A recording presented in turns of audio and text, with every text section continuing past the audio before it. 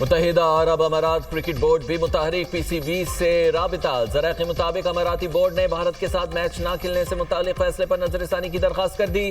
You A E cricket board کی cricket کے بہترین مفاد میں فیصلہ کرنے کی سفارش.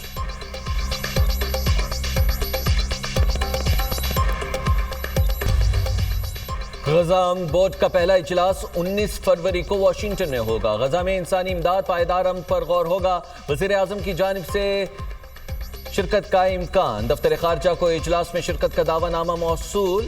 اجلاس میں شرکت سے متعلق حتمی فیصلہ جلد کیا جائے گا. امریکی صدر بورڈ ممبران اور غزہ ایگزیکٹو کمیٹی اراکین کی میزبانی کریں گے. سپریم کورٹ نے بانی پی ٹی آئی سے فوری ملاقات کی استدعا مسترد کر دی. لطیف کوسا کی بانی سے ملاقات کی استدعا پر حکومت کو کل کے لیے نوٹس جاری. القادر ٹرسٹ میں بانی پی ٹی آئی کی ضمانت منسوخی کی درخواست غیر مؤثر ہونے پر خارج.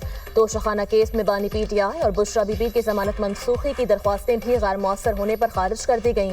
سپریم کورٹ کا بانی کی سائفر کیس میں بریت کے خلاف اپیلوں پر 3 رکنی بینچ بنانے کا فیصلہ. بانی پی ٹی آئی کے خلاف توشخانہ فوجداری کیس کی بھی سماعت. ٹرائل کورٹ کی کارروائی کو غیر قانونی قرار دینے کی درخواست پر فریقین کو نوٹس. چیف جسٹس پاکستان یحییٰ فریدی اور جسٹس شاہد بلال حسن نے سماعت کی. 9 مئی لاہور واقعات میں بانی پی ٹی آئی کی ضمانت منسوخی کی درخواستوں پر 3 رکنی بینچ بنانے کا حکم. عدالت نے سائفر کیس اور 9 مئی واقعات میں ضمانت منسوخی کی درخواستوں پر سماعت 2 ہفتے کے لیے ملتوی کر دی. دہشت گردوں سے روابط کا کیس. رؤف حسن اور احمد وقاص جنجوعہ پر فرد جرم عائد. اے ٹی سی اسلام آباد نے آئندہ سماعت پر استغاثہ کے گواہان کو طلب کر لیا. ملزمان کی جانب سے صحت جرم سے انکار. رؤف حسن عدالت میں پیش ہوئے. کیس کی مزید سماعت 23 فروری تک ملتوی. وزیر اعظم شہباز شریف کے بانی پی ٹی آئی کے خلاف ہٹ جانے کے دعوے پر سماعت. لاہور کی سیشن کورٹ نے وزیر اعظم کے گواہان کو آئندہ سماعت پر طلب کر لیا. ایڈیشنل سیشن جج یلماس غنی نے وزیر اعظم شہباز شریف کے دعوے پر سماعت کی. بانی پی ٹی آئی کے وکیل سپریم کورٹ میں مصروفیت کی وجہ سے پیش نہ ہوئے. دعوے پر آئندہ سماعت 14 فروری کو ہوگی. سپریم جوڈیشل کونسل کا اجلاس 11 فروری کو ہوگا. Chief justice of Pakistan justice Yahya Afridi اجلاس کی صدارت کریں گے. Chief justice Lahore high court Aalia Neelum اور کونسل کے تمام ممبران اجلاس میں شرکت کریں گے.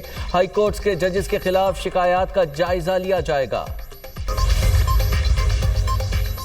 لاہوریوں نے قواعد و ضوابط پر عمل کر کے اعتماد قائم رکھا. خوش و خرم مگر محفوظ بسنت کا تصور پوری طرح سے اپنایا گیا. وزیر اعلیٰ پنجاب کا اظہار تشکر. ایکس پر پیغام میں کہا شہریوں نے خوب پیچ لڑائے, ہمارے اعتماد کی لاج رکھی. سیف بسنت کا ماڈل دیگر شہروں میں بھی اپنایا جائے گا. 20 ارب ڈالر کا 10 سالہ ترقیاتی programme. M D World Bank کا پاکستان کی حمایت کا اعادہ.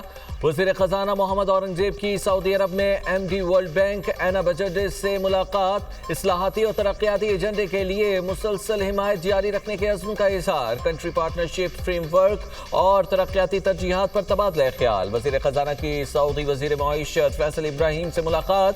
دونوں ممالک میں سرمایہ کاری اور ٹیک تعاون پر اہم بات چیت. سعودی وزیر معیشت نے پاکستانی ٹیک ٹیلنٹ کو دنیا کے بہترین ٹاپ 2 میں قرار دیا. وزیر دفاع خواجہ آصف ورلڈ ڈیفنس شو میں شرکت کے لیے ریاض میں موجود. سعودی حکام اور سعودی عرب میں پاکستانی سفیر نے استقبال کیا. خواجہ آصف کی سعودی وزیر دفاع شہزادہ خالد بن سلمان بن عبدالعزیز سے ملاقات. ورلڈ ڈیفنس شو کے کامیاب انعقاد پر سعودی قیادت اور وزیر دفاع کو مبارکباد پیش کی. عالمی سطح کے دفاعی ایونٹ کو خطے میں دفاعی تعاون کے فروغ کے لیے اہم سنگ میل قرار دیا. حج کے لیے سعودی ویزا بائیو میٹرک کی تاریخ میں توسیع. سعودی عرب کے لیے ویزا بائیو میٹرک مکمل کروانے کی حتمی ڈیڈ لائن 17 فروری مقرر. ترجمان مذہبی امور کے مطابق بائیو میٹرک موبائل ایپ سے گھر بیٹھے مکمل کریں. بائیو میٹرک حج ویزا کے حصول کے لیے لازمی شرط ہے. بائیو میٹرک کے بغیر حج کے لیے ویزا نہیں لگے گا. عالمی اور مقامی سطح پر سونے اور چاندی کی قیمتوں میں اضافہ. 24 قیرات فی تولہ سونا 5,300 روپے بڑھ کر 5,24,762 روپے کا ہو گیا. 24 قیرات فی تولہ چاندی 346 روپے مہنگی ہو کر 8,615 روپے پر پہنچ گئی. انٹرنیشنل مارکیٹ میں فی اونس سونا $53 اضافے سے $5,020 کا ہو گیا. حقیقی آزادی مارچ کے 2 کیسز علی امین گنداپور اور عمر ایوب اشتہاری قرار۔ ڈسٹرکٹ اینڈ سیشن کورٹ اسلام آباد نے ملزمان کے دائمی وارنٹ گرفتاری جاری کر دیے۔ عدالت نے گزشتہ سماعت پر علی امین گنداپور کے خلاف اشتہاری کی کارروائی شروع کرنے کا حکم دیا تھا۔ علی امین گنداپور اور دیگر کے خلاف تھانہ بارہ کھوہ میں 2 مقدمات درج ہیں۔ بلوچستان میں بارشوں کے نئے سلسلے کا آغاز۔ کوئٹہ میں بارش سے موسم سرد، پشین، چاغی، زیارت، چمن سمیت مشرقی اور شمالی اضلاع میں بادل برس پڑے۔ قلعہ عبداللہ، قلعہ سیف اللہ میں بارش کی پیشگوئی۔ خیبر پختونخوا کے بلائی اضلاع میں بارش اور برفباری متوقع۔ چترال، دیر، سوات، بڑگرام، مانسہرہ میں بارش اور پہاڑوں پر برفباری کا امکان۔ لاہور میں بھی بادل برسنے کی نوید۔ بھیک مانگنا منظم کاروبار اور باقاعدہ پروفیشن بن چکا ہے۔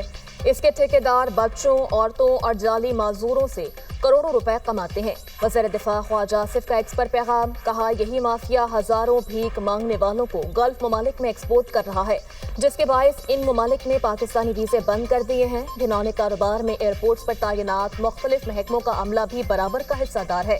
جنوبی پنجاب سے زیادہ تر لوگ سیالکوٹ آ کر ہوٹلز میں قیام کرتے ہیں اور بھیک مانگتے ہیں۔ یہ کاروبار انتظامیہ اور پولیس کی سرپرستی کے بغیر ممکن نہیں۔ ملک میں ہیلتھ کیئر نظام کو مضبوط بنانا ہے۔ عوام کو 13 بیماریوں سے بچاؤ کی ویکسین مفت فراہم کر رہے ہیں۔ وفاقی وزیر صحت مصطفیٰ کمال کا تقریر سے خطاب، کہا ہمیں مقامی سطح پر ویکسین کی تیاری میں خود کفیل ہونا ہے۔ چاہتے ہیں 2030 سے پہلے اپنے ملک میں تیار کریں۔ OIC فورم کے ذریعے رکن ممالک کے لیے ویکسین کی تیاری پر کام کر رہے ہیں۔ اس معاملے میں سعودی عرب کے ساتھ بہت تعمیری بات چیت ہوئی ہے۔